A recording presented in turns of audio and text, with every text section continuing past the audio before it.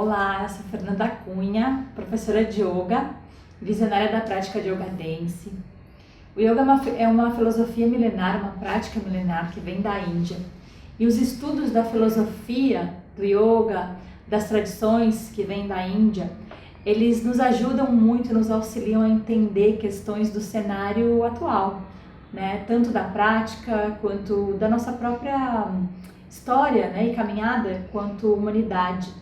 E no vídeo de hoje eu vou ter a honra de conversar com o Bruno Garrotti, que vai ser um dos professores convidados do meu próximo curso de Vinyasa Flow Yoga, de formação para professores.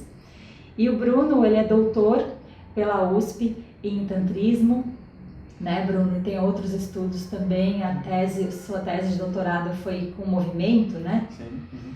Então ele vai estar aqui para esclarecer a gente vai bater um papo.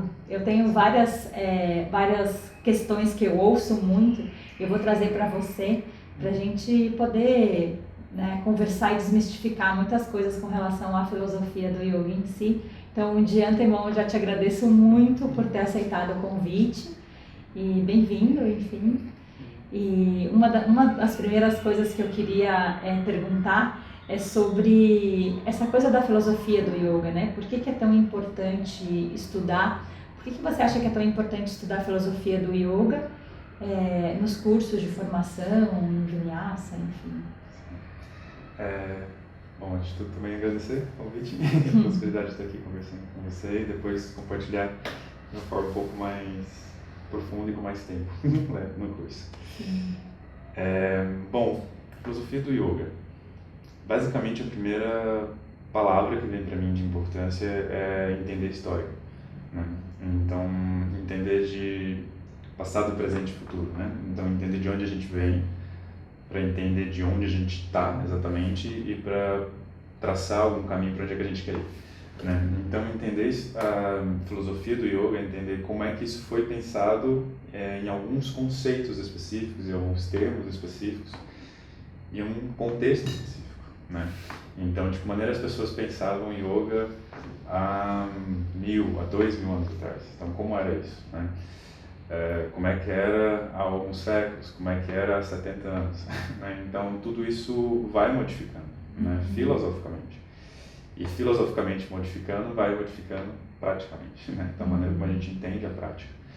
Então, isso é muito importante, porque senão a gente começa a criar algumas má interpretações mesmo do que é a nossa própria prática. E aí, se você não tem uma perspectiva de história, a gente começa a preencher os vazios, os buracos com qualquer coisa que a gente quiser, né? Então é importante a gente entender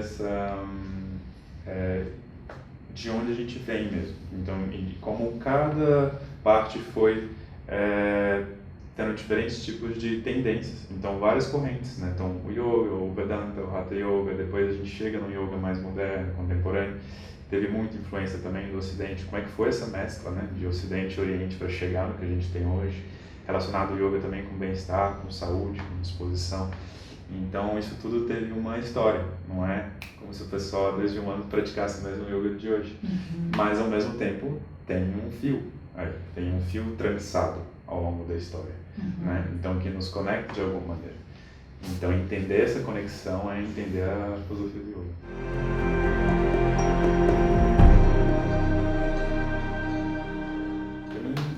Entender uma língua é entender um modo de pensar, né? Então, entender uma língua é entender um modo de enxergar o mundo. Então, por isso, por si só, já é o suficiente, razão suficiente para entender, pelo menos, a história do sânscrito, né? Então, não necessariamente você precisa, para ser um bom professor de yoga, falar sânscrito de forma fluida, alguma coisa nesse sentido, mas reconhecer os caracteres, entender a pronúncia, de como é formada as palavras mesmo, né? Uma noção básica de gramática, assim, de composição de texto, é importante, porque a maneira como a gente compõe a linguagem é a maneira como a gente compõe a nossa consciência também, né? Então, isso até com línguas modernas, né? Se você estuda inglês, se estuda espanhol, se estuda francês, se estuda alemão, isso... Quem começa a estudar línguas vê que você começa a enxergar o mundo de maneira diferente, porque a maneira de organizar ele é diferente. E tinha uma maneira muito específica de se organizar, utilizando o sânscrito e o Devanagari, né? O sânscrito é a língua, né? O Devanagari é o alfasilabário, né? Que a gente chama o alfabeto, né?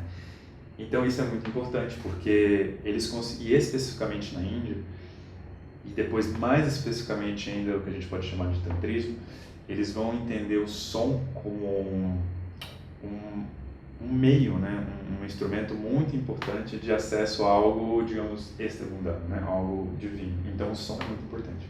E a escrita também é muito importante.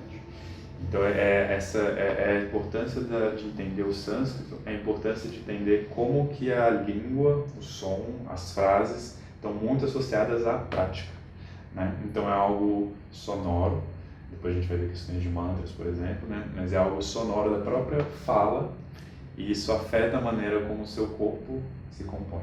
Então isso é importante em termos de como você acessa melhor o que se pode chamar de divindade ou espiritualidade, que você entende por essa palavra, né? Então é bem importante.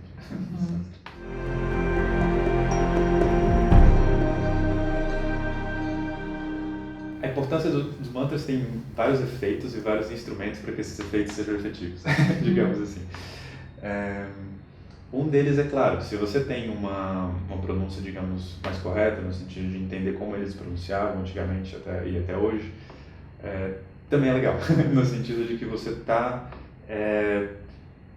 se colocando dentro dessa trajetória de uma cultura, né? Então você está somando para ela. Então é fantástico também entender os sons, né? Mas também, se você não consegue pronunciar, também não engana, né? Com isso, não fica, nossa, eu estou fazendo errado. Porque aí você sai da própria prática do que você está fazendo de mantra e fica, nossa, será que eu estou pronunciando o lado dele certo? Então, assim, óbvio que é legal, mas dentro da prática, o mais importante é o próprio fazer e a repetição, porque a repetição te coloca no estado alterado de consciência e isso é o que você está buscando, né? Sim. Então, nesse sentido, aí começa até a perder a noção do que você repete. Né? Óbvio que você pode repetir algo, um mantra específico, você tem um significado, uma simbologia, então são várias camadas que você vai acessar. Mas se também você pegar qualquer tipo de palavra, mesmo não tem, o Ram, o que significa filosoficamente? Às vezes você não sabe, mas só de estar ali com essa disciplina, de estar repetindo, isso já tem um efeito no corpo fantástico. Isso não precisa também da gente se prender a um sectarismo do indiano, né? Isso em qualquer tipo de prática, você vai em alguma missa católica ou cultos que usam cantos ou afrodescendentes, toda repetição de sons e batida, isso traz algo para o nosso corpo, né? Então isso é muito ancestral e aí já liga a palavra com a dança, né? E com o ritmo. Então isso é muito forte, isso altera o corpo, independente se você entende o que você está fazendo ou não. Sim. De algum modo o seu corpo entende, algo já se modifica, né?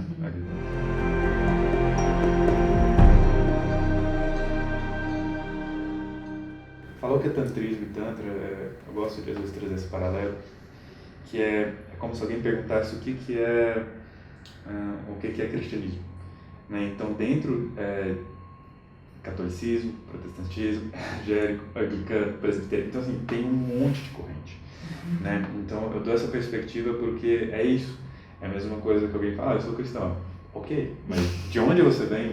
Período ortodoxo russo, você sabe assim? De onde você vem? Então o tantrismo é bem amplo também, assim, e você vai pegar correntes do tantrismo, isso é bem importante enfatizar, que são às vezes extremamente conservadoras e outras extremamente transgressivas. Então é a mesma palavra que a gente utiliza para abarcar um monte de práticas, né? Então, mas por que é a mesma palavra? Né? Então alguma coisa deve ligar de algum modo, né? Então assim como outras palavras são conceitos, né? Então o que pode se ligar mais ou menos ao que a gente entende com a palavra tantra ou tantrismo, né? De algum modo, algumas coisas tendem a aparecer. Uma delas é polaridades entre, por exemplo, Shiva e Shakti, né? Que são palavras e termos que sempre aparecem, ou masculino e feminino, né?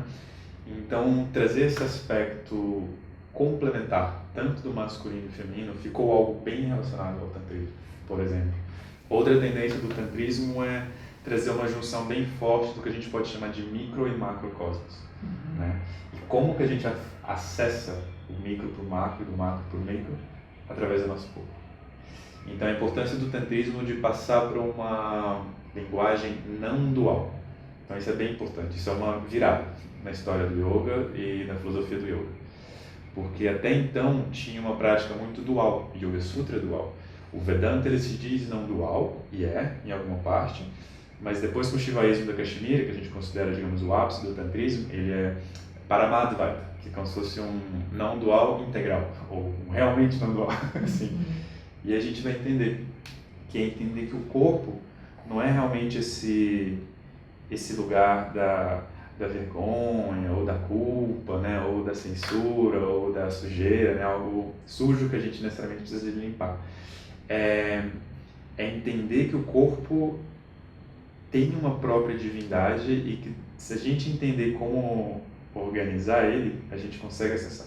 Né? Isso que já está aí. Entender essas várias maneiras. Então o Tantrismo traz essa complexização, eu acho, para tudo que já está aí.